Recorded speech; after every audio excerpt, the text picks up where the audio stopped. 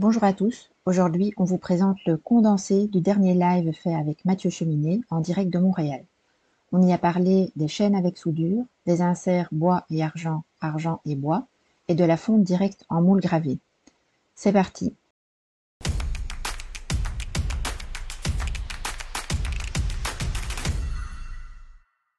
Bonsoir à tous, heureux de vous accueillir dans nos ateliers pour Mathieu à Montréal, pour moi à Bruxelles.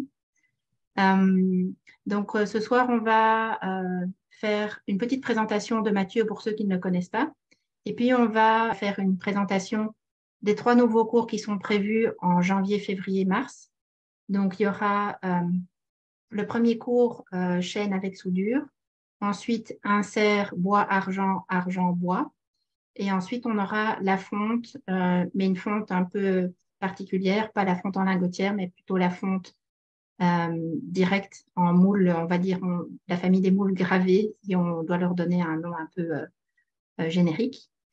Pour l'horaire, on est resté sur l'horaire habituel, comme ça devient un rendez-vous qui se met chaque semaine au même moment, donc le jeudi à 19 heures. En général, ça met 2 heures quand vous suivez les cours, donc de 19 heures à 21 heures pour ceux qui sont à l'heure européenne, Paris, Bruxelles. Et pour ceux qui nous suivent du Canada, ce sera à partir de 13 heures, donc jusqu'à 15 heures. Donc, pour l'introduction, pour ceux qui ne connaissent pas Mathieu, alors Mathieu, je vais te laisser te présenter. OK, bonsoir tout le monde, merci d'être venu. Je me présente Mathieu Cheminet, originaire de France, j'ai grandi à Paris. Mon parcours de bijoutier, en gros, à 19 ans, j'ai quitté la France, je suis allé au Nouveau-Mexique et j'ai appris la bijouterie sur une réserve Navarro pendant 7 ans. Donc, j'ai appris beaucoup de techniques Navarro, Zuni, Hopi. De là, je suis parti en Afrique de l'Ouest, au Mali, où j'ai travaillé avec les bijoutiers Touareg, Peul et Bambara pendant 3 ans. Et après le Mali, je suis venu au Canada m'installer et j'ai fait une école de bijouterie-joaillerie. En sortant de l'école, j'ai tout de suite commencé à enseigner à cette même école et petit à petit dans les écoles qu'il y a ici à Montréal et aux États-Unis.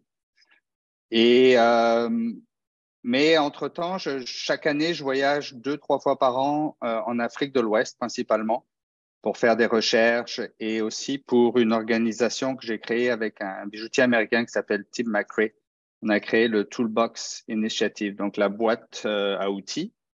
Et on distribue des outils un peu partout en Afrique de l'Ouest et on ouvre des écoles, que ce soit des écoles pour les jeunes filles pour apprendre le français, les maths ou des choses comme ça, ou des écoles de bijouterie ou de cuir. Donc, en gros, c'est un peu ça. Ici, à Montréal, j'ai un atelier école dans Montréal, maintenant où je travaille et où j'enseigne. Et je continue beaucoup à faire des recherches pour des livres. Donc, j'ai écrit pour le moment 3 livres. Un sur les techniques de bijouterie d'Afrique de l'Ouest, un sur le poinçonnage et un qui va sortir en avril sur l'artisanat Touareg. Et maintenant, je travaille sur un 4e justement sur les chaînes. Donc, en gros, c'est ça. Petite introduction. OK. Alors, donc je propose, comme j'expliquais, que dans un premier temps, on passe simplement en revue les 3 prochains cours de Mathieu, donc les chaînes, les inserts bois-argent et la fonte. Pour présenter simplement qu'est-ce qui est possible avec ces techniques-là et voir un petit peu comment ça peut s'adapter à vos univers créatifs et simplement la découverte aussi de ces techniques pour pouvoir simplement un peu ajouter des outils dans notre boîte à outils d'artisans bijoutiers, si on peut dire comme ça. Donc, on peut commencer par présenter les chaînes. Pour les chaînes avec soudure, on va en voir le plus possible pendant le cours. Ça dépend un peu à quelle vitesse on va aller. Mais principalement, on va voir sur des chaînes épis de blé, je pense que ça s'appelle en français. Ici, on appelle ça wheat. Donc, on va apprendre à faire la chaîne blé, qui est une chaîne qui ressemble à ça. Donc ça, c'est la chaîne, on appelle ça blé. Donc, on va voir cette chaîne. Et on va voir dans la même famille de cette chaîne, les chaînes palmiers. Donc là, c'est une chaîne palmier avec un fil rond. Maintenant, une chaîne palmier avec fil demi-rond. Puis dans les chaînes palmiers, on va voir, ça peut être des chaînes palmiers, ce qu'on appelle des chaînes palmiers simples comme celle-là, ou alors des chaînes palmiers avec du fil rond mais double. Donc à chaque fois, c'est 2 anneaux. Même des chaînes palmiers triples. Donc à chaque fois, c'est 3 anneaux. Donc ça devient de plus en plus gros. Les doubles et les triples, c'est surtout pour des bracelets en fait. Là, je vous montre un certain modèle, mais ça peut être beaucoup plus petit que ça, une chaîne palmier. Ça peut être très, très fin. J'en sortirai tout à l'heure. Et aussi, on verra les chaînes palmier plates qui sont comme ça. Donc ça, c'est vraiment le cours et au début était basé sur ce genre de chaîne. Mais on va passer beaucoup de temps aussi à faire des chaînes de ce style. Celle-là, c'est en laiton. Je pense que c'est une chaîne encore, ils appellent ça. Elle est assez simple. Ouais. OK. Donc, celle-là est assez simple, mais j'aime beaucoup le résultat. Donc, on va commencer avec les plus simples et on va aller de plus en plus compliqués pendant le cours. On va aussi voir, je n'ai pas des chaînes entières en ce moment, mais ça, c'est ce qu'on appelle loop and loop. Donc, anneau dans anneau, c'est une chaîne, je pense que c'est une des chaînes les plus vieilles qui existent. On la retrouve même, il y a les Vikings l'utilisaient, on la retrouve à travers le monde entier, celle-là. Donc, on verra cette chaîne ici. Donc, celle-là, elle peut être simple, double, triple, quadruple, jusqu'à 5 anneaux l'un sur l'autre. Donc, il y en a vraiment beaucoup de différentes, juste basées sur celle-là. Il y a une femme qui a écrit un livre uniquement sur cette chaîne. Donc, il y a beaucoup de matériaux là, sur ça.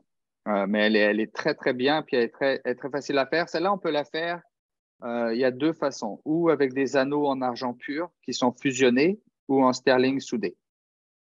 Donc, on verra un peu les deux, comment fusionner les anneaux en argent pur ou comment le faire en sterling. Celle-là, je n'ai pas le nom. J'ai trouvé ça, c'est un bijoutier russe qui faisait ça. Je connais pas le nom exact, mais je la trouve pas mal intéressante. Ouais. Très facile. Elle est assez facile à faire aussi. Puis ça, c'est byzantine. Donc, byzantine, il y a beaucoup de différentes byzantines. Byzantine, ça peut être sans soudure. Moi, je les préfère avec soudure parce qu'après, on peut les tirer dans une filière. Donc, je peux tirer dans une filière ronde, carrée, etc. et donner la forme qu'on veut. Donc, celle-là, c'est une byzantine qu'on va voir aussi. Donc, on va voir tout ça. Puis, si on a le temps, on en verra même d'autres. Donc, pour les chaînes avec soudure, ça prend beaucoup de… Il y a une chose qu'on verra, c'est que ça prend quand même beaucoup de différents mandrins. Donc, on peut acheter tous les mandrins qu'on veut sur Internet. Ce qui est très dur de trouver, c'est des mandrins ovales. En tout cas, ici aux États-Unis. Donc, moi, je fabrique tous mes mandrins ovales à partir de plaques. C'est pour ça que sur le cours, j'ai demandé des plaques en général de laiton. Donc, plaques de laiton, toutes celles-là sont faites sur des mandrins en plaques de laiton que je soude une ou deux ensemble, que je viens limer un peu. Et après, avec quelques couches de papier dessus, on les forme comme ça. Donc, les mandrins, j'utilise ou mon set de boutrolles pour les mandrins ronds, ou alors… Est-ce que tu aurais deux exemples sous la main?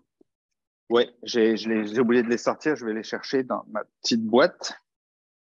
Donc, j'ai un set de boutrolles avec toutes les différentes tailles. En fait, donc, bon, les boutrolles pour les mandrins ronds, ça, je trouve ça pas mal parce que ça vient en général, tous les millimètres, il y a différents diamètres. Pour les mandrins ovales, j'utilise vraiment des plaques de laiton qui ont été soudées ensemble, découpées. Et ça me permet, avec quelques feuilles de papier pour pouvoir les sortir, de faire toutes les formes nécessaires. Donc, c'est pour ça que je demande de trouver des plaques de laiton. Si vous avez des plaques d'acier, c'est pareil, sauf que ce que j'aime bien avec le laiton, c'est ça se soude facilement. Si jamais c'est trop épais, je peux les laminer un peu plus. Donc, je peux jouer un peu plus avec le laiton qu'avec l'acier. Donc, tous les mandrins sont faits pendant le cours pour certaines des chaînes. Pendant le cours, je vais aussi donner en général 1 ou 2 mesures de fil et diamètre de mandrin pour jouer un petit peu. Donc, en gros, ça va être ça pour les chaînes avec soudure. On va fabriquer des pinces, différentes pinces qui ne vont pas marquer les anneaux. Certaines pinces certaines chaînes comme la chaîne blé, on a besoin vraiment de pinces qui ont cette forme-là. Donc, je les fabrique toutes moi-même. Donc, si vous avez des vieilles pinces rondes, là, on peut les transformer très facilement. Pour les fils, pareil. Moi, je donne certaines mesures de fils pour le cours. Je fais tous mes fils moi-même. Donc, des fois, je le tire et puis c'est pas exactement au dixième de millimètre près, suivant les filières. Mais en moyenne, tout marche avec le fil que j'ai donné dans le cours. Est-ce qu'il y a des questions? Alors, une personne qui demande, est-ce qu'il y aura une difficulté particulière? Je ne suis pas d'un niveau avancé. Chaîne avec soudure, ce serait plutôt un niveau avancé, parce que là, il faut déjà un peu s'y connaître en soudure. En tout cas,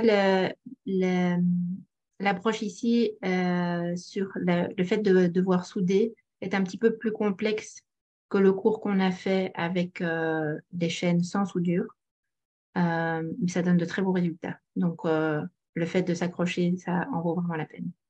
C'est des petites soudures. Moi, je trouve que depuis que je travaille sur les chaînes, ça n'arrête pas d'améliorer en fait la soudure. C'est que plus on soude des petits morceaux comme ça, plus on devient bon, je trouve. C'est un super entraînement. C'est sûr que certaines d'entre elles sont plus faciles que d'autres. Je dirais que tout ce qui est chaîne, même si ça a l'air très compliqué, celle-là, par exemple, c'est une des plus faciles à souder parce qu'on soude au fur et à mesure et on a de l'espace pour les souder, les anneaux. Celle-là, je dirais que c'est presque une des plus dures à souder parce que c'est très proche l'un de l'autre quand on les soude. Donc, il y a un peu de tout quand même pour la soudure, mais en moyenne, moi, je dirais que quelqu'un qui a jamais fait de soudure, ça peut être compliqué, mais dès qu'on a une notion de la soudure, on va aussi, je vais montrer plein de petits trucs pour aider à pouvoir les souder sans tout souder ensemble. J'ai une question. Je lis tel quel. Je crois qu'on va voir la fabrication de fermoirs également. Ouais, on va passer un peu sur les fermoirs, mais on se concentre surtout sur les chaînes. L'idée, quand j'avais demandé à Mathieu de pouvoir faire le cours, c'est effectivement de pouvoir avoir un bijou complet. Que Oui, la tout à fait. chaîne, quand on fait 5 cm, 10 cm, on comprend le principe de la fabrication de la chaîne, puisqu'on répète toujours un même morceau plusieurs fois. Et ici, c'était intéressant d'au moins faire un format comme par exemple un bracelet qui est suffisamment court pour pouvoir répéter suffisamment de fois pour comprendre le principe de la chaîne, mais avoir aussi le principe du fermoir. Et après, on peut le faire dans tous les formats qu'on veut, des colliers longs, courts, etc., puisque on va simplement répéter le même enchaînement de maillons. Les fermoirs dans ce cours, ça sera des fermoirs plus dans les fermoirs simples, je dirais. Donc, un peu dans ce style. Mais il y en aura plusieurs de cette façon.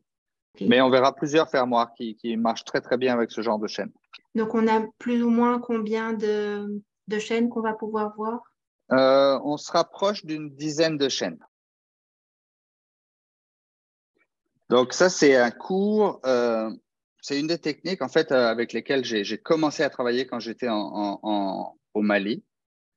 Avec des amis Touareg, on faisait beaucoup de bijoux. Je les aidais à faire une commande en fait pour un grand hôtel où tous les les porte-clés des portes de l'hôtel étaient faits en bois et métal.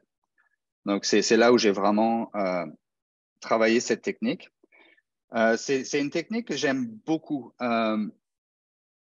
Il y a plusieurs volets dans cette technique.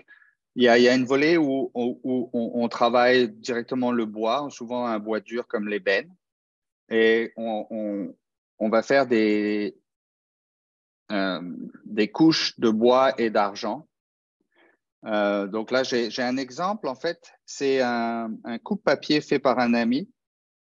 C'est en ébène, en nickel et en formica.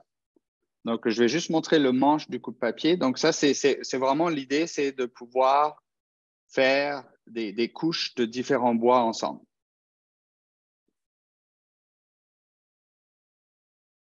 Donc, ça, c'est un des exemples. Ça, c'est le manche d'une cuillère en nickel aussi.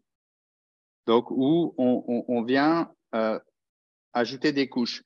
C'est une technique qui est aussi très utilisée pour des bagues. Donc, on peut faire, par exemple, la tête d'une chevalière où c'est des couches de formica et d'argent. Celle-là, elle n'est pas tout à fait terminée encore, mais c'est l'idée. Donc, ça, il y a toute une partie formica-argent. Il y a aussi une partie où on incruste le métal dans le bois. Donc, là, j'ai juste écrit des métals, mais on peut incruster des tubes, on peut incruster vraiment énormément de choses dans le bois. Suivant le bois, des fois, il y a une petite marque de brûlure. Donc, moi, j'aime bien utiliser des bois durs. C'est sûr que ça ne marche pas sur du pin ou des bois comme ça, mais du laiton ou de l'argent, on peut incruster directement dans le bois. Donc, ça, c'est une deuxième partie de ce cours. Une autre partie, c'est d'utiliser, par exemple, sur celle-là, j'ai utilisé du contreplaqué. Comment ça s'appelle? C'est du bois très fin qu'on utilise pour coller sur un bois simple, en fait. Ça, c'est du chêne. Donc, c'est très, très mince. Donc, avec ça, je peux faire des joncs entièrement en bois avec l'intérieur en argent. Dans celui-là, j'ai incrusté, comme exemple, un tube en argent en plus à l'intérieur de ça et une ligne en ébène dans l'autre bois. Dans une technique un peu différente, c'est de faire ce qu'on appelle du inlay, donc c'est-à-dire rentrer du bois à l'intérieur d'un cadre partout à l'intérieur. Donc là, elle est juste commencée, celle-là. Mais une fois terminée, toute la bague est entièrement en bois aussi, avec un cadre. Et on peut aussi mettre du bois dans l'argent. Donc là, j'ai juste un petit exemple, c'est poinçonné et ça a été rempli de bois. Donc ça, c'est les exemples que j'ai ici. Et encore une fois, pour le cours sur le bois, il y aura fabrication de quelques outils qui vont nous aider à fabriquer les modèles aussi. Ça prend une pince, souvent pour incruster le bois, l'argent dans le bois. Moi, ce que j'utilise, c'est ou une pince parallèle, une vieille pince parallèle, ou sinon, si j'ai acheté je ne sais pas sur quelle caméra je suis, mais peut-être sur la grande, là, c'est une pince pour les cheminées pour attraper les bûches dans la cheminée. Donc, moi, j'utilise juste ça. C'est une vieille que j'avais achetée dans une vente de garage. Mais n'importe quelle pince, idéalement, il faut que les mâchoires, le mieux, c'est qu'elles soient parallèles l'une à l'autre. Celle-là, elle n'est pas tout à fait parallèle, mais ça marche quand même très bien. Donc, mais une pince parallèle fait l'affaire aussi, ou une pince crocodile. Ouais, ça aussi, ça marche. Donc, ça prend juste ça, en fait, vraiment pour le bois au départ. Est-ce que la pince doit être nécessairement aussi grande que celle que tu as montrée? Non, pas du tout. Souvent, j'utilise juste une pince parallèle. OK, ça va. La pince parallèle, par contre, c'est bien d'en prendre une vieille, mais ça nous limite avec une épaisseur de bois. Donc là, pour quelque chose comme ça marche, mais ça peut être limite. Donc, il faudrait vraiment du bois un peu plus mince, suivant la pince qu'on a. C'est tout ce qui varie. Donc, s'il y a quelques questions sur ce cours. J'ai la question par écrit. Donc, est-ce difficile de se procurer ce type de bois? Est-ce qu'on peut faire avec du bois de recyclage? On peut faire avec n'importe quel bois. Idéalement, il faut juste un bois pour quand on incruste le métal dans le bois. Ça marche mieux avec un bois dur qu'un bois mou. La raison est ça prend de la chaleur et le bois mou brûle facilement. Donc, un bois qui a un peu de l'huile à l'intérieur brûlera beaucoup moins et ça marche beaucoup mieux. Mais n'importe quel bois marche. Pareil pour le contreplaqué qu'on trouve. N'importe quel contreplaqué marche aussi. Le Farmica, moi, je le prends dans les magasins de construction ou je connais pas le nom des magasins en Europe, mais dans les magasins, c'est des petits exemples. Donc, c'est des échantillons de Farmica pour les comptoirs de cuisine. Donc, ça, je les recycle. À chaque fois, j'en prends. C'est gratuit dans ces grandes surfaces en général. Tu parles du Formica. Le Formica, on s'en sert pour récupérer la couleur du dessus, c'est-à-dire ce sera plutôt sur le dessus de la bague ou de l'objet, ou j'ai du mal à comprendre ça. C'est la couleur du côté. Ah, d'accord. Oui, on utilise la plaque, mais en fait, on voit vraiment que le côté. Donc, si c'est un Formica rouge, en général, même le côté est grisâtre. C'est-à-dire qu'on ne récupère pas le couleur rouge dans cet exemple, on ne la voit pas à la limite. Oh, on peut si on veut, mais dans les exemples que je fais, non. On voit le côté. À la limite, peu importe donc la couleur du dessus, si on ne voit que le côté alors. Exactement. D'accord, ok. Ouais. Et pourquoi le Formica comme matière plutôt que… Ouais, ça peut être des plaques de plastique, ça peut. Ce qui était bien à l'époque, en tout cas en Afrique, on trouvait beaucoup de Formica pour tout ce qui était dans les cuisines. Donc, ils avaient du Formica où les côtés étaient noirs, donc ça marchait très bien avec l'ébène. Donc, ça ressemblait à des fines couches d'ébène, mais c'était du plastique en fait. D'accord. Ouais. Merci. Pour les tubes, forcément en argent ou laiton? Non, laiton, c'est bien, ouais, de tout ce que vous avez. Okay. Cuivre, je dirais cuivre, laiton, argent, or. En fonction du C'est ça. budget? Oui, exactement. OK.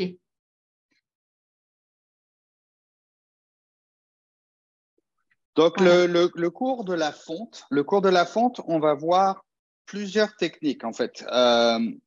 Donc, il y en a une traditionnelle qu'on retrouve quand même un peu partout dans le monde, mais surtout les endroits au bord des océans.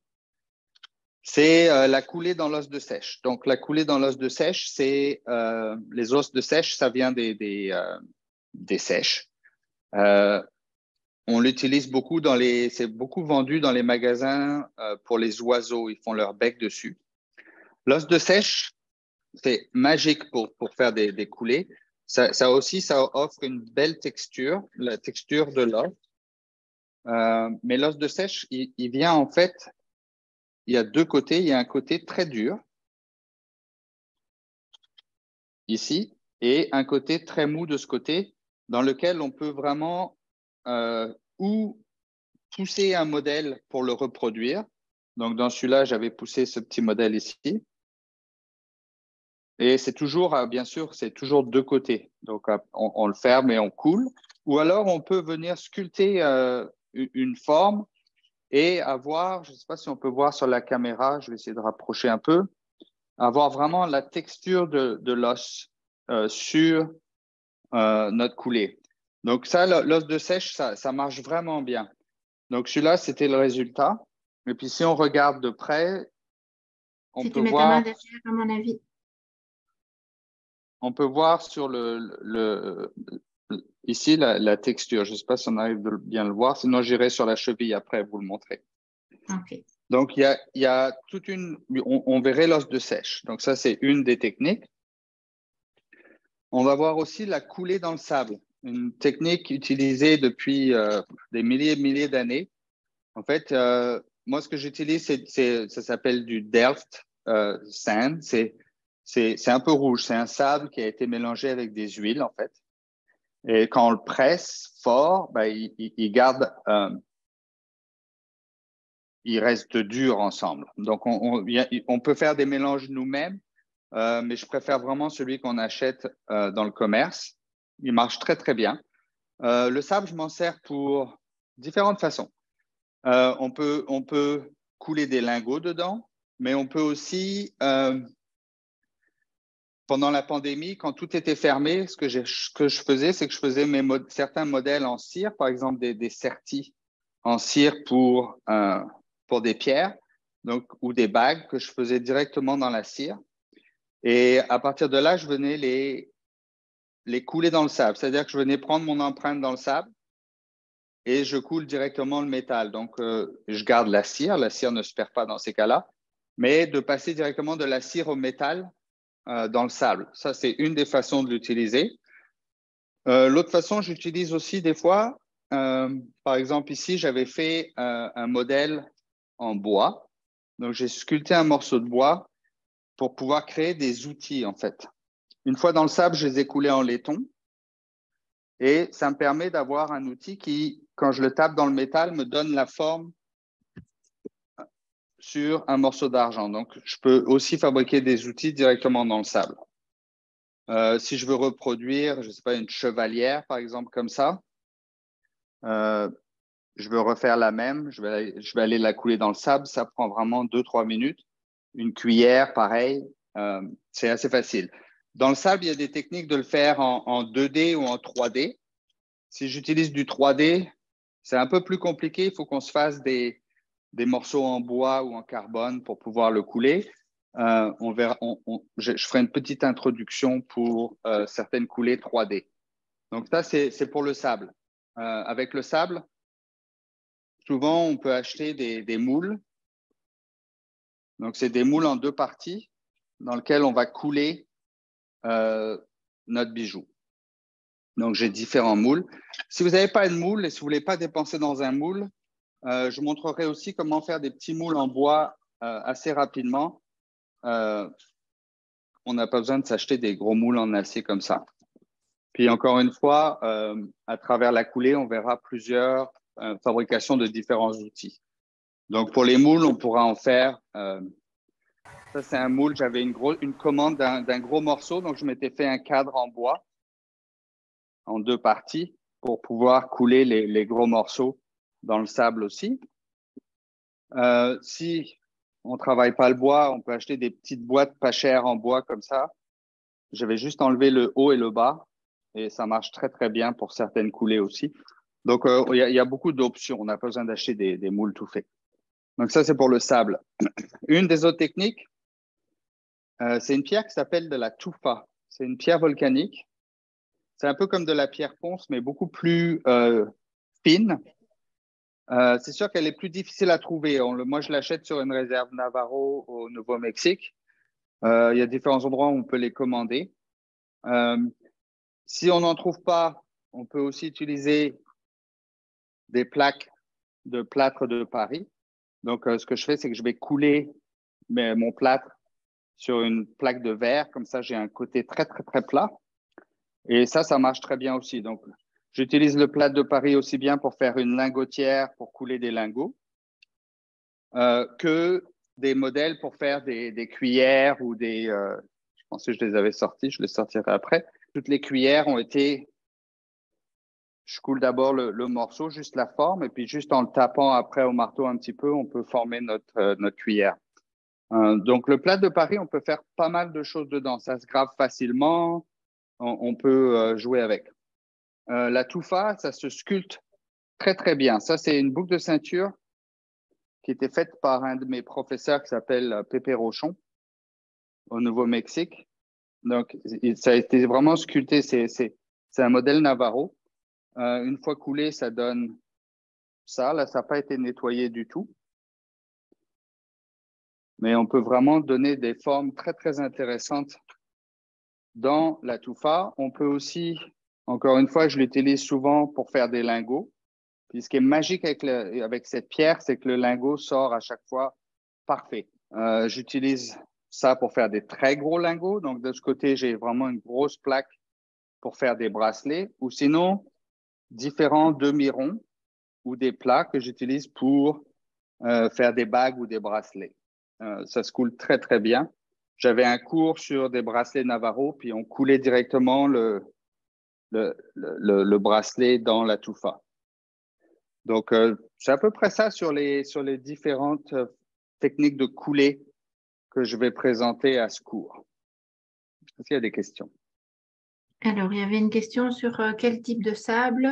Donc, on en avait parlé. J'entends que le nom que tu as cité, c'est ce qu'on utilise aussi en Europe, le sable de Delft. Ouais. Et alors, il y a un nom aussi pour ceux qui sont en Belgique. Dans le chat, je vais le dire en néerlandais, c'est Brusselse Clay.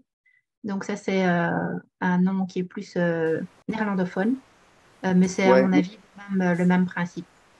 Mais je pense que l'origine de ce sable, c'est la Hollande. De toute façon, je pense que ça a été créé en Hollande. Oui, Delft, c'est en Hollande, le sable de Ouais, Delft. c'est ça. Ouais. Et donc, le Donc, principe de ce sable, c'est que c'est un sable un peu huileux, comme tu disais, qui fait qu'il reste ouais. un petit peu compact et en forme quand on veut mouler quelque chose dedans. Oui, et puis à l'époque, ils coulaient les moteurs, je pense, des Ferrari dans le sable comme ça. Ah, Et en Afrique, par exemple, tous les instruments de cuisine, les casseroles et tout ça sont coulés dans le sable en aluminium. ok. C'est vraiment une technique, moi, je trouve super, qu'on n'utilise pas assez, en fait, presque, je dirais. Pendant Alors, la pandémie, je passais des heures avec mon fils parce qu'on on était tous à la maison, donc on coulait des jouets.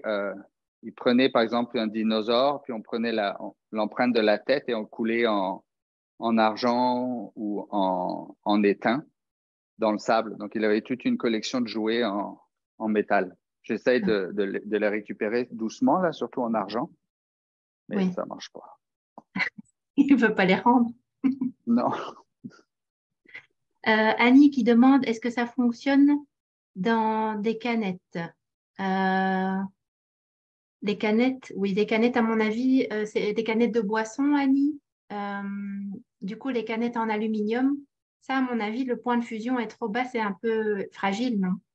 Non, c'est pas trop fragile, c'est juste c'est trop mou, je trouve. Peut-être à la rigueur, on pourrait utiliser une canne de conserve. Ok. Ah, oui. C'est effectivement plus épais et plus solide qu'une Ouais, canette ouais. d'une boîte. Ce qui est important, puis on le verra pendant le cours, c'est il faut que les deux côtés vraiment viennent au bon endroit. Surtout parce ce qu'on fait, c'est qu'on remplit un côté de sable, on pousse notre objet dedans. Ensuite, on fait le deuxième, on remplit de sable, on rouvre pour sortir l'objet. Mais quand on le remet, il faut que ce soit parfaitement aligné. Donc, c'est surtout ça, en fait. Avec une canette, avec des cannes, il faut faire un système que quand on referme l'un sur l'autre, ça s'aligne parfaitement au bon endroit. C'est surtout ça. Mais ça marche, mais c'est surtout pour faire des petites baguettes ou des petites plaques fins.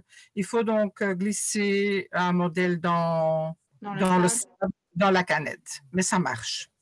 J'ai déjà fait. Oui, oui, ok, je vois. Dans un Parce que seul c'est sûr morceau.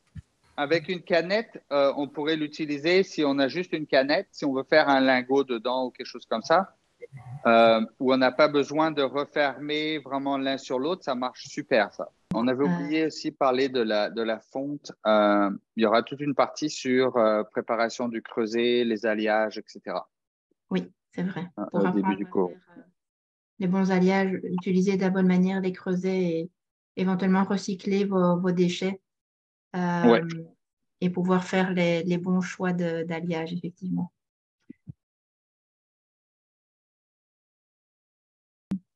Quel est le titre de votre livre? Il y en a 4 en fait. Il y en a 3 vraiment. Les titres, donc il y a Legacy, c'est Legacy Jewelry Technique of West Africa. Ça, c'était le premier. Ensuite, il y a The Art of Stamping. Et il y a une maison, ils sont vendus en Angleterre aussi, je pense, les deux. Et le troisième, lui, il sort juste au mois d'avril, mais lui, il va être vendu partout en Europe. Bonne nouvelle. Ouais, c'est une plus grosse maison d'édition, puis en Allemagne, partout. Ouais. Ah, c'est sur l'art Touareg. Oui, c'est sur l'art Touareg le prochain, ouais. Et ça, c'est ce que tu m'avais expliqué. On ne parle pas que de bijouterie, c'est vraiment l'art Touareg au sens large, c'est le cuir, la bijouterie, il y a différentes choses. Ouais, instruments de musique, selle de chameau, tous les objets Touareg, en fait, traditionnels. Ok. Même fabrication des outils. Ok. Alors, ici, pour le livre, est-ce que c'est aussi au Québec, tes livres? Oui. Tu en as dans ta galerie, en fait. Oui, ben en fait, je représente la maison d'édition au Canada, Ok. pour laquelle, ouais, celle qui a édité mes livres. Donc, j'ai des livres j'en ai à peu près une quarantaine, je pense, de titres sur la bijouterie. Ok.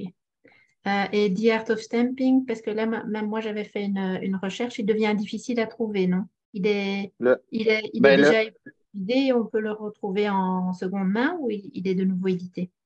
Les deux livres étaient épuisés et les deux sont sortis là en deuxième édition. Je ne sais pas si l'art en stamping est revenu encore, mais je sais qu'il d'une minute à l'autre, il va être de retour. Ok. Une question qui revient régulièrement. Est-ce qu'il y a des livres en français écrits par Mathieu? Malheureusement, il n'y a pas encore de livre en français. Le premier livre, je l'avais écrit en français et en anglais. Finalement, comme c'est des éditeurs américains avec qui je travaille, c'était compliqué pour eux de le faire en français. Et donc, la nouvelle maison d'édition pour le dernier livre, je pense qu'il va être traduit en français. Ouais, et doucement, je suis en train d'essayer de trouver des maisons d'édition qui vont me prendre le livre en français.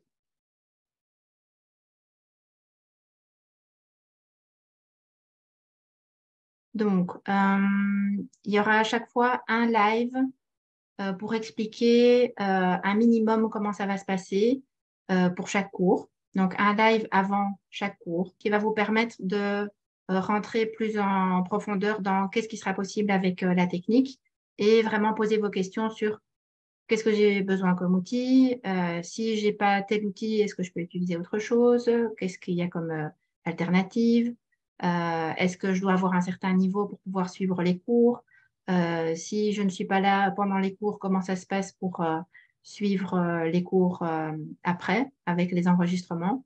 Donc ça, il n'y aura pas de souci, ça reste accessible pendant 1 an. On enregistre tous les lives, tous les cours. Et donc pour le reste, ça se passe comme ça se passe ici, avec les caméras, exactement la même chose. Sur la cheville, avec les explications de Mathieu et les différents endroits de l'atelier de Mathieu, comme vous avez vu pour les moules, par exemple. Si on doit changer d'endroit, Mathieu nous emmène avec une caméra dans les endroits nécessaires pour le poste de soudure ou tout ce qu'il faut pour apprendre pas à pas. Vous avez tout à fait la possibilité aussi de poser des questions entre chaque cours au moment où vous faites vos exercices. Donc, quand vous venez au cours qui a lieu en direct, ou vous essayez de faire en même temps que Mathieu, avec le matériel adéquat, ou vous observez simplement, vous prenez des notes et puis vous essayez de le faire juste après le cours. Vous aurez accès à l'enregistrement 2 à 3 jours après le cours, ce qui vous permet de vous entraîner jusqu'au cours suivant. Et avant le cours suivant, vous pouvez même encore éventuellement envoyer un mail avec une petite photo, demander, voilà, là, il y a quelque chose qui bloque, comment est-ce que je dois faire? Si c'est facile à expliquer par mail, éventuellement, on répond directement par mail.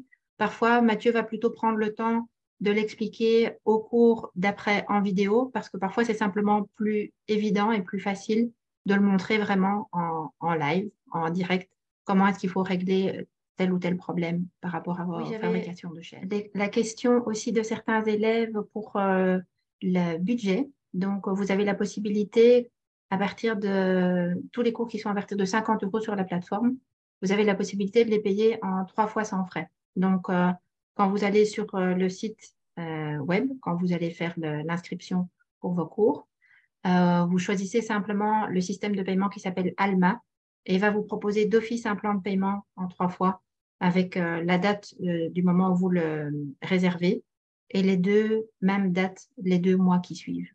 Si vous deviez encore avoir des questions, n'hésitez pas à envoyer un mail. Pour la plupart, normalement, vous avez reçu le lien ici via la newsletter et au plaisir de vous avoir avec nous pour vous apprendre de nouvelles techniques de toute façon.